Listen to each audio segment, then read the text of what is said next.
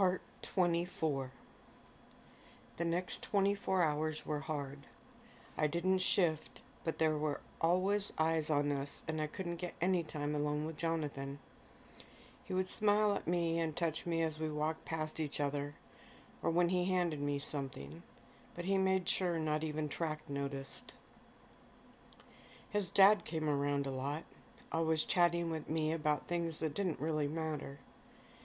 He was trying to take my mind off things, and he was actually very nice, but all I could think about was spending some time with Jonathan. Looking around my room, I wasn't sure how that was ever going to be possible. Finally, the next evening, Paige showed up. She was in her swimsuit and jogging pants. "Ready for some swimming?" she asked, and I nearly barked a yes. She had been gone when I asked before. I was told she had to go get some more supplies, and she went under heavy guard. I looked over at Michael and saw him watching her. It must have been hard on him, having her gone, and him not able to go with her to make sure she was safe. When Track and Jonathan stepped up, she shook her head. "Just her," she stated, and I stole a quick look at Jonathan. He nodded, and they both stayed when we left. "I am so glad you're back," I whispered as we walked towards the pool. She smiled. "Need some girl talk?" I nodded hard, and she slid her arm through mine. "Consider me a big sister that is very good at keeping secrets." Before we reached the pool, I had spilled it all. I hadn't meant to, but once I started, the relief of having an older female to share it with overwhelmed me. I even told her about the kisses. I climbed into the hot tub, and she leaned over the edge on the other side, so she was facing me. She was smiling. "I'm sorry I wasn't here for you sooner, but it seems you did a pretty good job without me." I shrugged. "We can't ever get any time alone," I stated over the spitting bubbles. "There are always so many people there. Then there is Track. I know why I haven't told anyone else, but—" She nodded. "He's a best friend, but he's also a boy. You're embarrassed to tell him. He might laugh or get mad, but you also worry about what it'll do to your friendship." Wow, she was good. Paige ran her hand through the water. "Things will change between you and Track now. That can't be helped." "But why?" She chuckled. "You have a boyfriend now, Reina. Your time will be spent with him, when you can. Before this, Track was the only guy in your life. Aside from your dad and your pack," she shrugged, as that seemed a contradiction. "But now there's someone that will move into place that none of them held before. I don't want to lose him." Just the thought of it made me sick. "You won't lose him per se, but your relationship with him will change. It'll be awkward at first, and you will drift apart. Whether you drift a little or a lot depends on the two of you, well, the three of you, and how well you can all adjust to this new part of your life." She smiled when I looked ill. "Don't regret it, Reina. Love is the most natural and wonderful thing." "Love!" I gasped so loud that Michael and Martin turned from the door. I slipped off the seat and moved closer to her. "Love?" She laughed softly. "Yes, Reina, love. That thing you feel in your stomach, or your middle." She looked down at my abdomen. "They're called butterflies. That feeling you get when a guy looks at you a certain way, or even when you think about him, if he matters enough." She winked at me. "I know this is new to you. You don't have a gaggle of girlfriends to talk to, or to watch them go through it with their guys. You have lived in a world almost totally made up of males, vampires and werewolves alike." Wow, I was pathetic. She stole a look over her shoulder and then turned back to me. "You need more females, but I'll have to do." I smiled. "I like you, though." "I'm glad," she grinned, leaning forward. "So tell me, If you close your eyes right now and think about Jonathan, what do you feel? She closed her eyes, and then I did as well. I smiled instantly as I pictured him in my mind.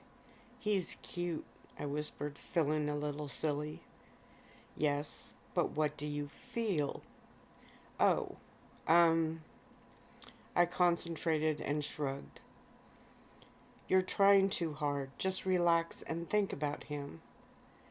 I took in a slow breath. Having lungs came in handy sometimes. I feel warm inside. Not like a heat. A kind of, I don't know, tingly? I opened my eyes. Is that weird? It's a very good start. For weird? She laughed. No, Reina, for love. My eyes bulged. But we just started to. I just enjoy it, no matter what you want to call it. I nodded and she put her elbows on the side of the hot tub. I wiggled my brows. Is that what you feel when you think of Michael? She did blush, and I smiled and nodded. So, is it love? It's a bit different with us, Reina. He has a career that doesn't make relationships very easy. Why not? Paige shrugs. He lives here, works a lot, and has a very dangerous job. I laughed at the last part. Dangerous. Keeping an eye on a naive girl that is kept in a manner that has more security than the human's government? She chuckled. Well, true. I guess as soon as you and Jonathan come out, then he won't have to beat up the other guys off so hard. We both laughed and I relaxed even more. Paige was easy to talk to, and she knew about things. I wished she was staying here permanently, and then I decided I would ask my dad about that. When it was finally time to get out, I was smiling and laughing. Paige stepped up to me. After you get dressed, I'll have Jonathan come in. I can give you guys a little alone time before the vultures descend. I hugged her and hurried towards the changing room. As soon as I finished with my hair, there was a light tap on the door. I opened it and grinned as Jonathan stood there. I opened it wider, and he stepped in and closed the door behind him. We ended up on the bench, kissing and talking and kissing some more. I was curled up in his arms when another knock came. Your dad is on the way down the hall, Paige whispered, and I jumped up. Jonathan stood slowly. I don't like sneaking around like this. Your father would be happy if we told him. I looked at him and nodded. Okay, but I don't think he's going to want to hear it if he sees us both coming out of the changing room. Right, he said, chuckled, and hurried out. I waited a few minutes, straightened my hair, tried to settle those butterflies, and then stepped out. My dad was talking to Paige, and I let my eyes look around casually. Jonathan seemed to have made a clean break. They smiled at me, and I walked over.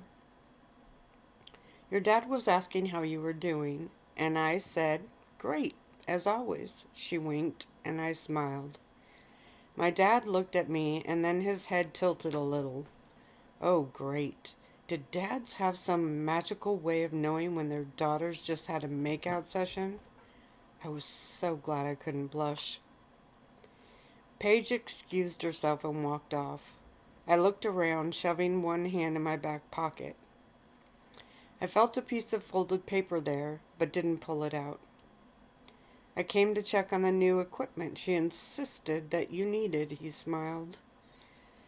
Oh, well, she had a pull-up bar put over the hot tub, I stated and turned to show him. There's also some big heavy ball. That's all we used today. He nodded and I opened my mouth, closed it again, and then opened it again. So, Dad, about Jonathan.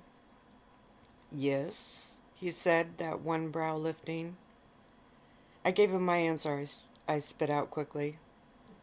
He crossed his arms across his chest. And what answer was that?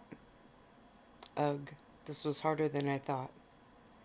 I said yes, I replied in a small voice. So, you two are dating? As in a couple now?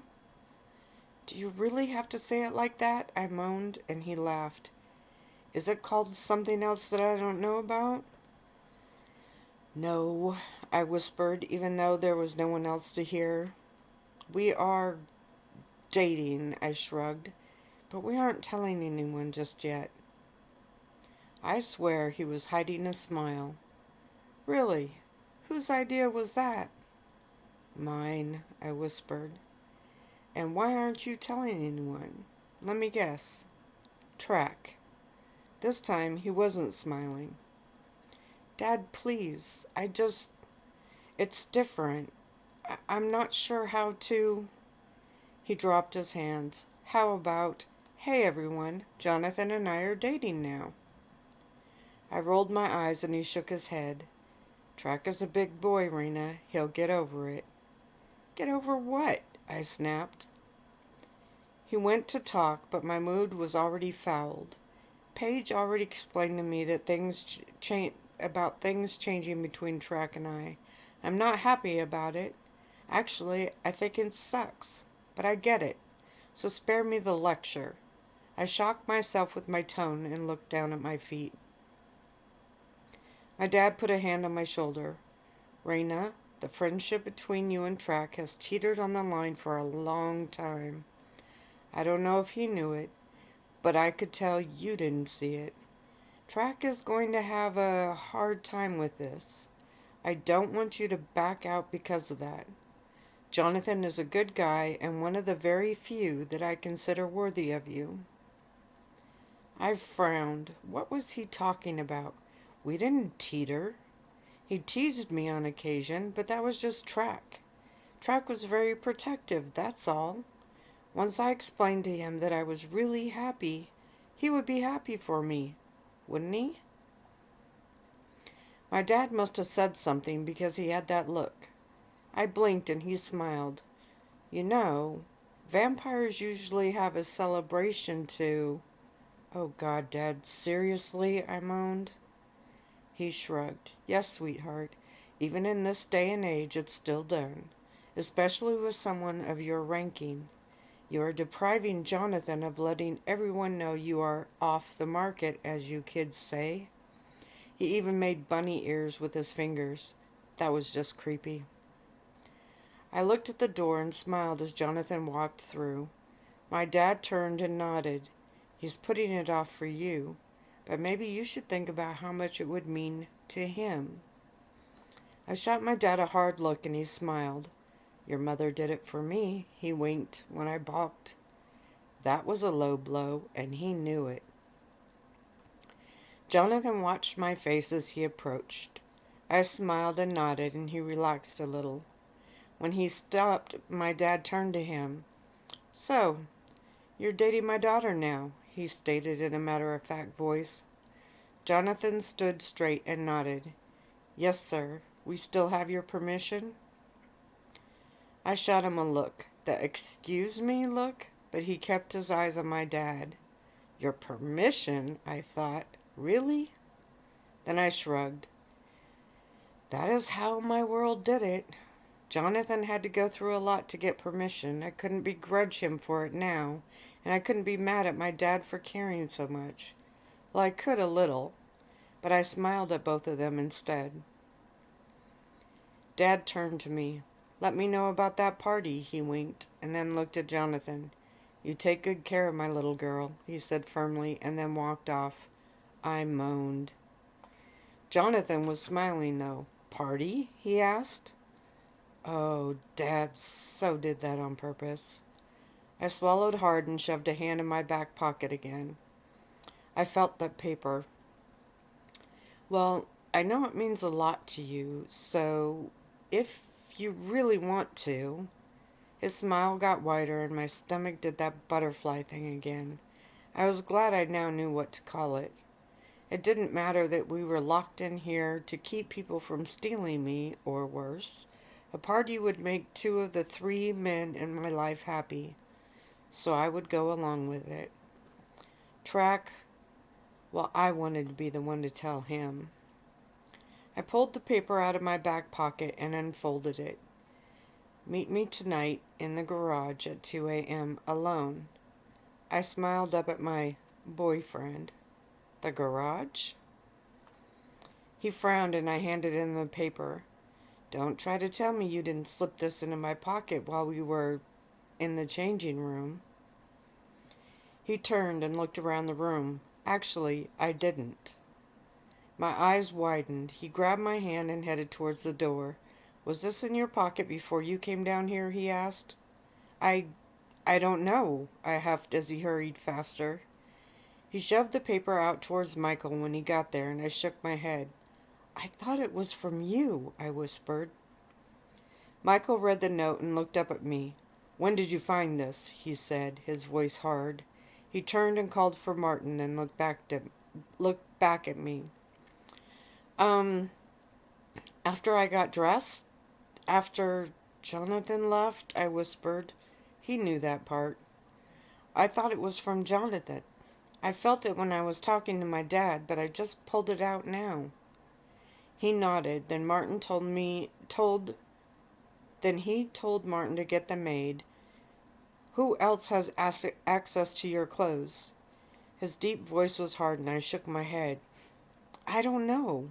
The maids, I guess? Anyone in my room? I shrugged to show I had no idea. Track brought you those clothes, Jonathan said, and I looked at him. When you got out of the shower, he brought you the clothes. I smiled and relaxed. Well then, it was probably him. Why didn't that make the other two relax much? I'll go ask him.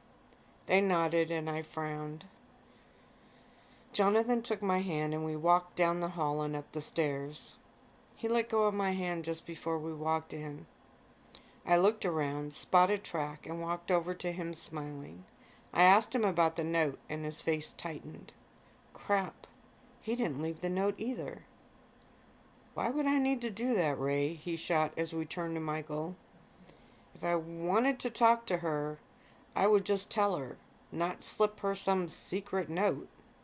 He looked at Jonathan, and I shook my head. It wasn't him either. That sent the manor into lockdown, and me back into the hidden chamber. My dad went a bit postal when I offered to make the 2 a.m. meeting. Even when I explained it might help us find out who did leave the note that the doctors and scientists were trying to get prints off of. I wondered if the humans' FBI knew about these guys. Jonathan, Track, a maid, a cook, Michael, Martin, and a doctor were in here with me. The chamber was big enough and even had 3 bathrooms. 2 were suites. Leave it to my dad to make a hideaway a luxury experience. I could tell Michael wanted to be out there, but he stayed in his mini spy room. Martin watching me like I might break at any moment, and the maid and cook trying to be as quiet and invisible as possible.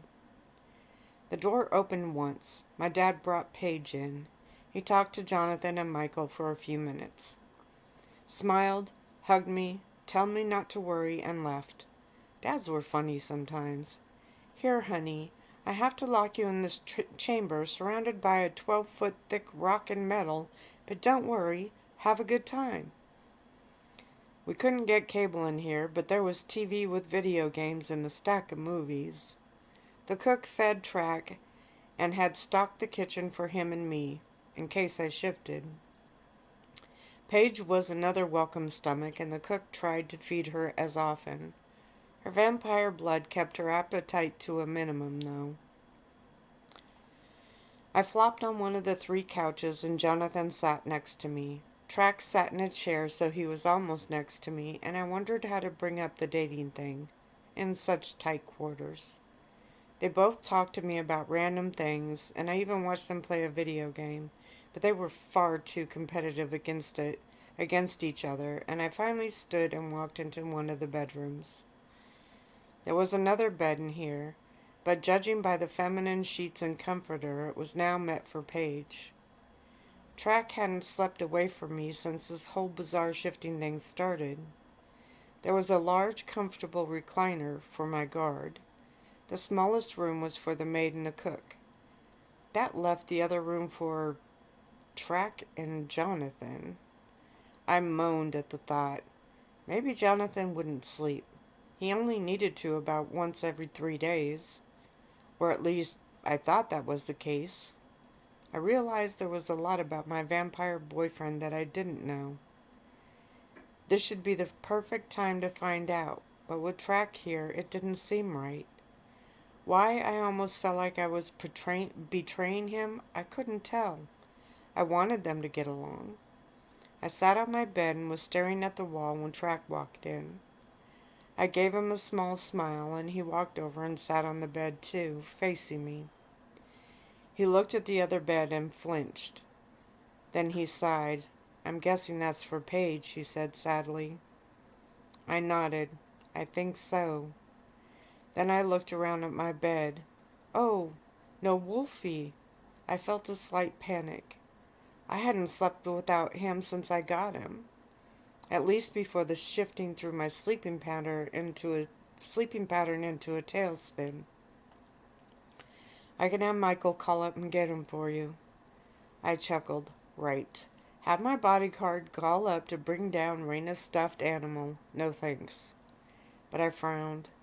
I didn't like that Track was going to be sleeping in the other room. Now on top of it, I wouldn't even have Wolfie. Track laid back on the bed, his legs hanging over the edge. I looked down at him. Jonathan asked me to be his girlfriend. I spit out faster than I meant to. Track blinked, keeping his eyes straight up. What did you say? Well, I said yes, I answered quietly. I see. Is that all you have to say? He rolled onto his side and lifted up on his elbow. What do you want me to say, Ray? That you're happy for me? For us?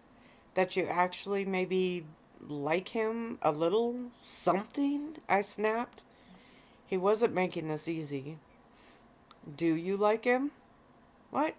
Of course I do. Why else would I say yes? He shrugged and resumed his other position, tucking his hands under his head. Then why were you so nervous to tell me?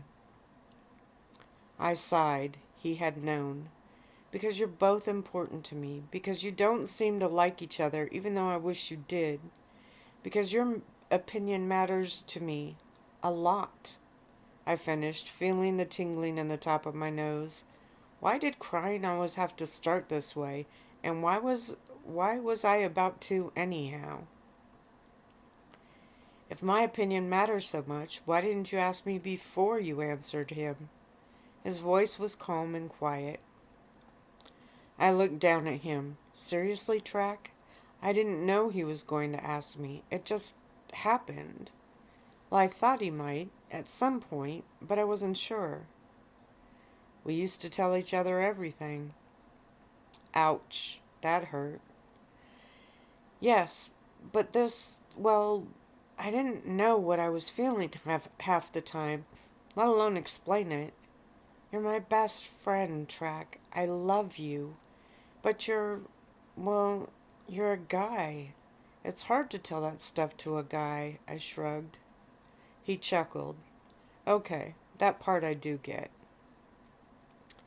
We sat quietly for a few minutes, and then he turned his head and looked at me. I looked away, and he frowned and sat up. Are you crying? Shut up, I whispered, and wiped the tears away. He growled. I'm sorry, Ray. I was being petty and selfish. I knew you liked him, and I just wanted to believe that it wouldn't happen so soon. He moved closer and lifted my chin. That what wouldn't happen so soon? I sniffled. He smiled. You leaving me for another guy, he chuckled. A best friend can only do so much. There comes a point where we have to step aside for a mate, or whatever vampires call it. I rolled my eyes. I'm not leaving you, Track. I can't live without you. You are arrogant, crass at times, but sweet, protective, and the best friend I've ever had. I can't lose you. More tears betrayed me,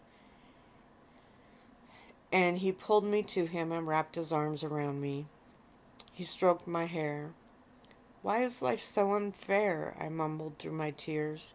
Why can't things stay the way they always have been? Just because I'm dating? He chuckled into my hair. It just can't. Think of it this way, Ray. If I met a girl, one that really liked me, how do you think she would react if you and I were spending every hour together? Werewolf or not, I don't see her being so calm if she walked into my bedroom and saw us curled up together. I sat up. But the pack. We always. He smiled. There's no one else in that bed, Ray, just you and me and Wolfie. That must have torn him apart every time he saw it.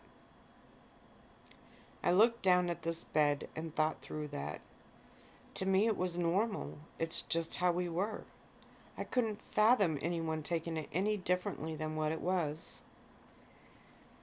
If I were dating a girl, wouldn't you take her feelings into consideration? Oh, well, when you put it that way. I sighed. Why do things have to be so complicated, Track? Because you're growing up. Our little Reina is finally growing up. Your dad kept you his little girl, and I guess I took advantage of that, since it gave me more time with you. You can't ever leave me, Track, I said with panic in my voice. I couldn't. I wouldn't know how. He smiled at me. Jonathan will take care of you now. He'll be all those things you need. He shrugged. I square off on him a lot, but that's because I needed to size him up, to make sure he was good enough for you.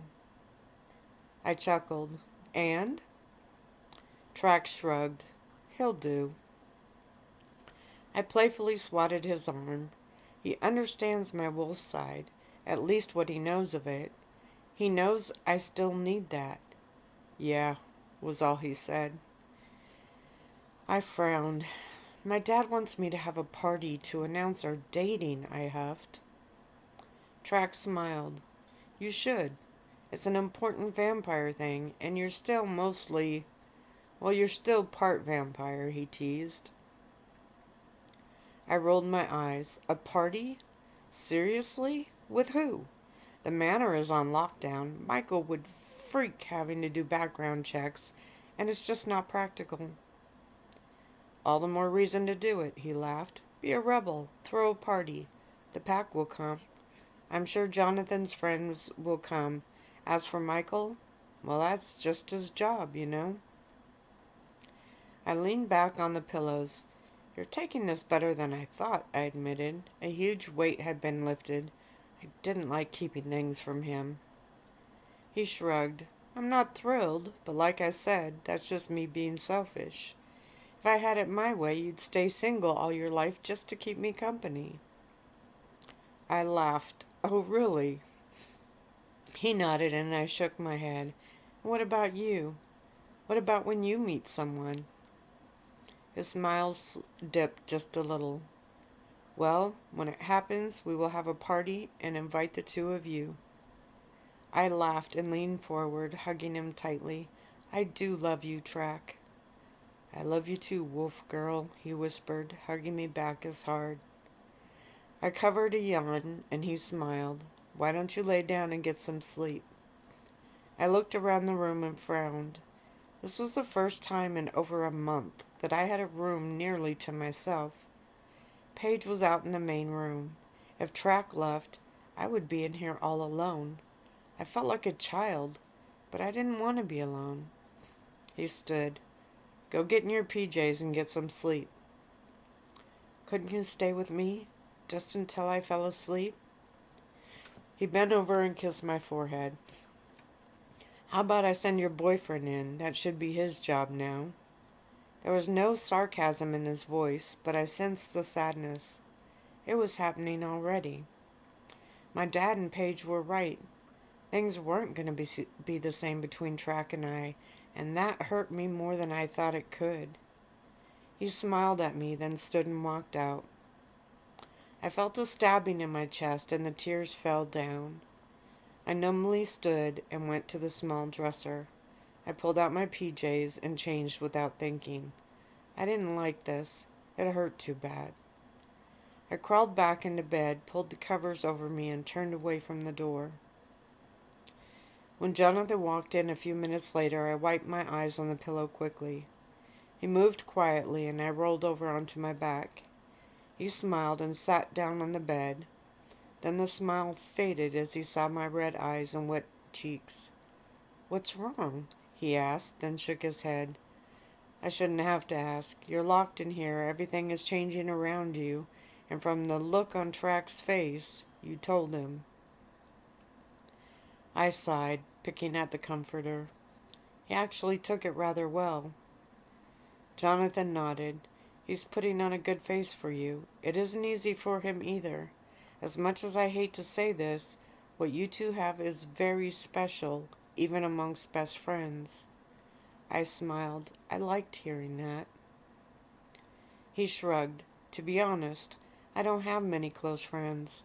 I have dozens of regular friends and even more acquaintances, but I can't really think of one that I would feel this way about if things were to change between us." "Really?" He nodded. "I'm sorry." He smiled. "Leave it to you to feel sorry for me when you're the one laying here hurting. The thing with Track, if it makes you uncomfortable..." He bent over and kissed me softly. "It doesn't matter. He's important to you. That's all that matters." "Jonathan, I want to have you both in my life. Is that selfish of me?" "Maybe, but not in a bad way," he smiled. "Like I said, he's important to you, so that makes it important to me to keep you two close." I reached up and stroked his cheek. He really was amazing. He put his hand over mine. "I know you don't like sleeping alone. Your father would skin me if I tried to lay on the bed with you, even if I were on top of the blankets. Track is the only one that got away with that," he chuckled. "But I would be happy to sit here with you until you fall asleep, if you let me." "Let you?" He nodded. "I want to be there for you, Reina. I don't want to replace him. I can't. But I want to be a comfort to you in a way that I can, any way I can be." "You really are wonderful," I smiled, and he shrugged. "Well, I do what I can." "How often do you need to eat?" I asked, and his eyes widened. I shrugged, looking up at him. "Realize that there are things about you that I don't know. Since you came here, you have had to focus on me, and I haven't really gotten to know that much about you." "Oh, I see," he smiled. He got comfortable on the edge of the bed, one leg hanging over and one bent. "Well, I have gone 4 days once to test myself. That didn't turn out so well, so I never go more than 3 days tops." "I can't go that long." He winked. "I know." "What about sleeping?" "That's about the same for me, though I have tried to get into the habit. I want to get to the point of sleeping every day so that..." He smiled, and I grinned back up at him. He looked around the bed and then frowned. He reached under one of the pillows and pulled something out. "Wolfie!" I yelped, and pulled a little worn wolf to me. Then I looked at him. "How did you know?" "It wasn't hard. I saw you sleeping with him several times. I knew he was important to you, too." "You don't mind sharing me with so many?" "How many exactly?" he asked teasingly. "Well, let's see. There's my dad, then Track, and of course Wolfie here." Your dad is a given. Track is also a given. But Wolfie here, I'm not so sure I can compete with him." I giggled, and he looked at the old tattered animal in my arms. "You may have to learn to sleep at the foot of the bed someday," he whispered into the frayed ear in front of me. I laughed, and he winked. "We'll make sure the spot is very comfortable, I promise." And that's where I'm going to stop.